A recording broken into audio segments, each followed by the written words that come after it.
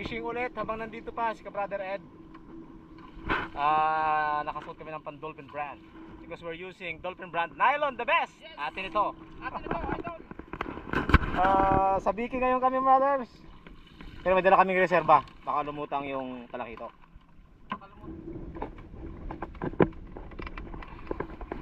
Muntik na kami maabutan ng kati. Ng low tide. Up.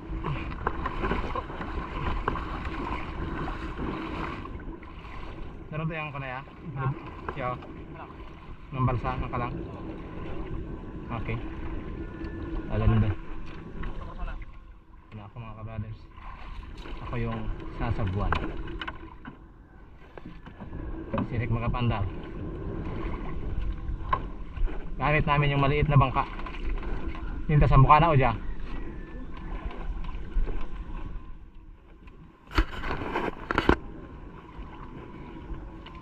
Medyo maalon ngayon. Maalon.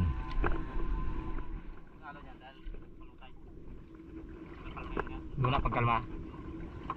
Very good. Sakto ng tubig yan. Dala kaming ilo para pag may huling isda hindi agad masisira.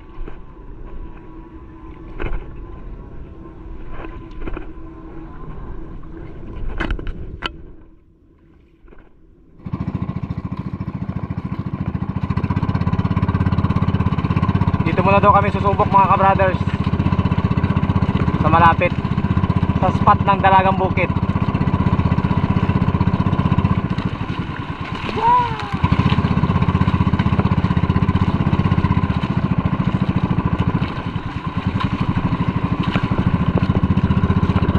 Malapit lang ito sa tabi, dyan lang tabi bahay namin. Dito na yung spot natin. Wait lang, hindi butang ra. Diyan lang ra. Dito na kami. Diyan?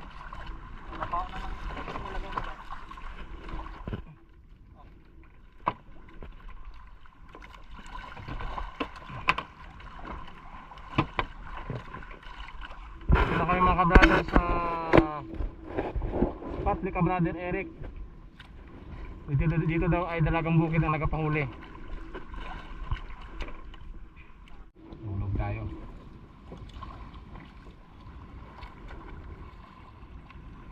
So Biki Boys is back.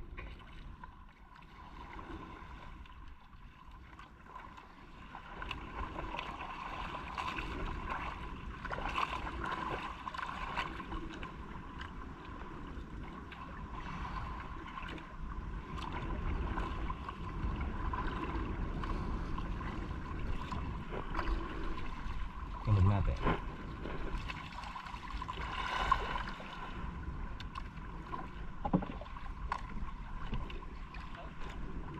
Ha? Main agad? Yun. Uy, pagpahuli nga mga ka-brothers. Ang dami na sa baba. Sa magupa. Malalaki to. Yun. Buksan na natin ang ating lagayan. Yan na. Yun o. Puno na doon. Ang dami.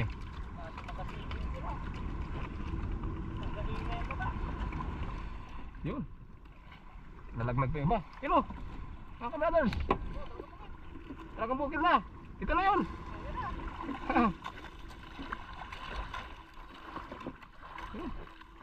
Kahuli.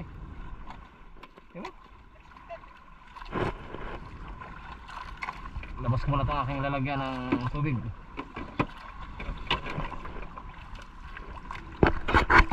Doon kay Eric. Yan. Lalaki. Yun. Yun mga ka-brothers, puno rin dito.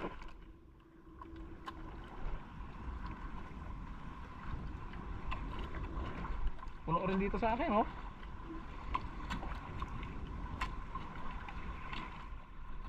Yan. Tignan nyo naman, dami.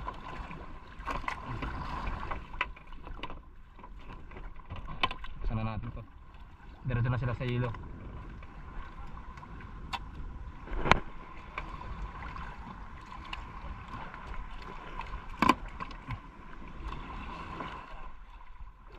Yan. Ha? Gadulas ang darapag may mata. Huli na naman tayo mga kabrothers. Naabot ni Eric. Oh, sa akong dan. Naabot. Oo.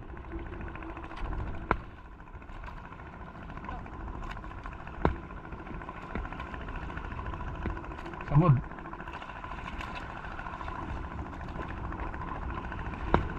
Sampa, hanggang ba? Naabot ang ano?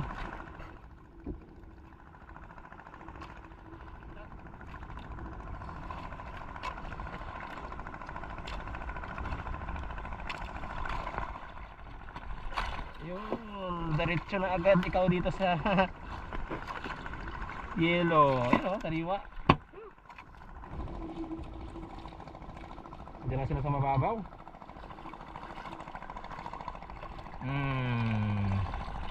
Dilis. Ano? Sa mga kabrothers. Eric meron din doon.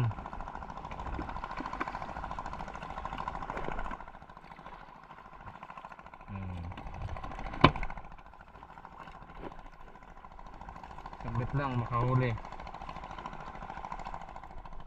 Huli na naman tayo.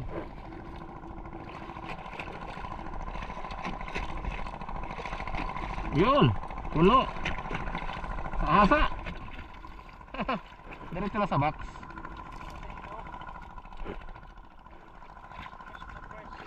Fresh na fresh mga kabrothers. Fresh from the sea.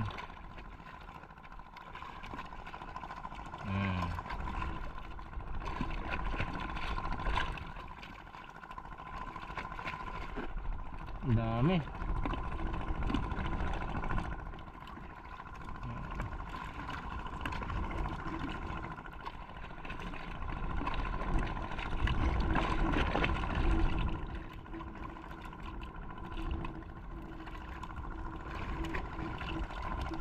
Krado.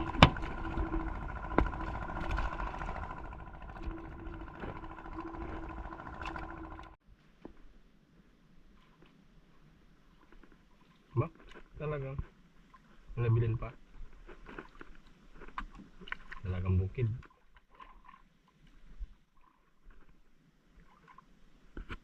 Huli.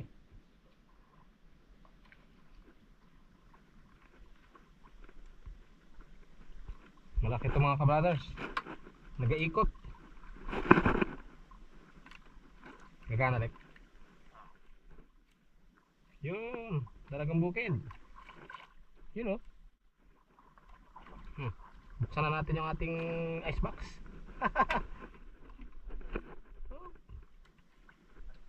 Diretso na agad sa icebox yan. Tatlo. Oh. Obo. Yun mga kabrothers. Apat. Apat na piraso. Oh, talaglagang isa. Yun, nasa box na siya. Big time. Pero mo yan. Tatakman Dolphin brand. Yan, kabrothers, talagang bukid. Si Eric doon, oh. Uli rin siya. Lalaki. Napuruhan talaga sa akin. 4 na piraso.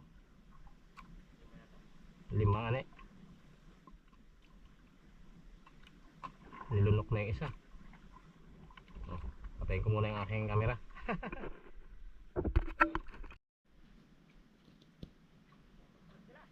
Laki oh. Ang laki ang uli. Ayos mga kabrothers. Kasi may lambati dyan sila nagadapo.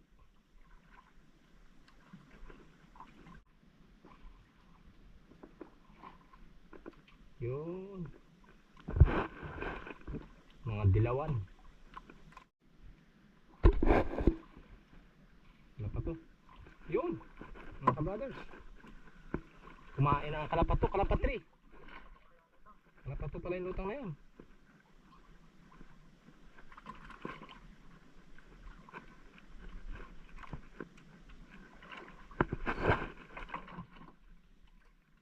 Ano yung nag-uumo ng walang hiyat?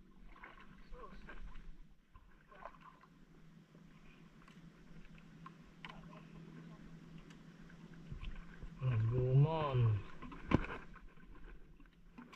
Kaya pala walang kumakain sa akin. Nag-uumon yung aking nylon. Nagpansit. Dito na kami sa tabi mga ka-brothers. Buti na lang at nakapasok yung aming bangka kasi super loaded. Tuyong tuyo ang karagatan. Nag-aayos si Eric ng kanyang mga gamit. Pupunta kami sa taas. Yan na po ang huli namin. Marami ng mga ka-brothers. Meron tayong mga dalagang bukid. Yan, sariwang sariwa. At saka tingin.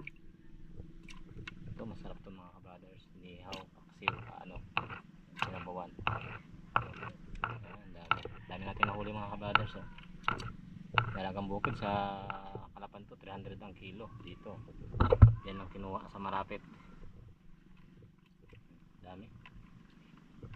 Yan lang tayo ng isda kanina. Pero syempre, hindi yan basta-basta makahuli ng mga ibang mga isda mga ka-brothers. Kasi ang pae ni Eric ay may sikreto yan. So pinaka-trade secrets pa. Pinaka-pae. Ano naman talaga mga ka-brothers. Kaya yung iba dyan, kahit sumabay sila, pag hindi nila alam yung pae, hindi sila makakahuli ng kanyang karaming isda. So si Eric ay na-master niya na yan.